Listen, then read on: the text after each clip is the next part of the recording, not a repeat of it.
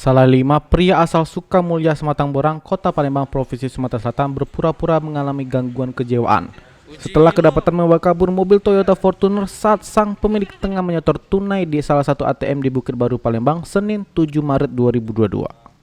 Bahkan untuk membuktikan bahwa pelaku hanya gimik gangguan kejiwaan, jajaran Satreskrim Polsek Ili Barat 1 Palembang melakukan pemeriksaan kejiwaan selama 1 bulan di Rumah Sakit Jiwa Ernaldi Bahar.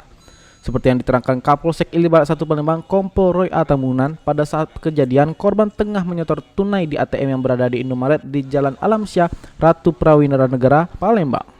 Bahkan dijelaskan Kompol Roy, di dalam mobil ada juga uang korban senilai 20 juta rupiah yang turut dibawa kabur oleh pelaku.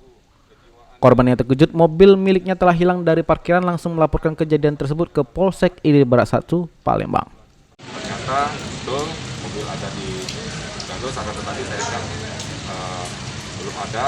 Dan setelah 2 hari kami berhasil mengamankan tersangka dan berikut uang yang sempat diambil dari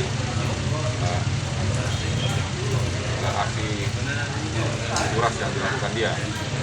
Misalnya, jadi adapun modusnya pada saat itu korban sedang ke ATM di Jalan Alamsyah Ratu Prawinara Negara, tepatnya di Indomaret, dan kebetulan mati lampu sehingga korban menyalakan mobil untuk memberikan penerangan pada saat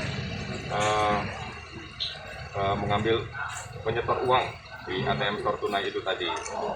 Pada saat itulah pelaku dengan kendaraan hidup langsung membawa lari mobil korban, dan kebetulan di dalam mobil itu juga ada uang 20 juta ikut dilarikan sama tersangka.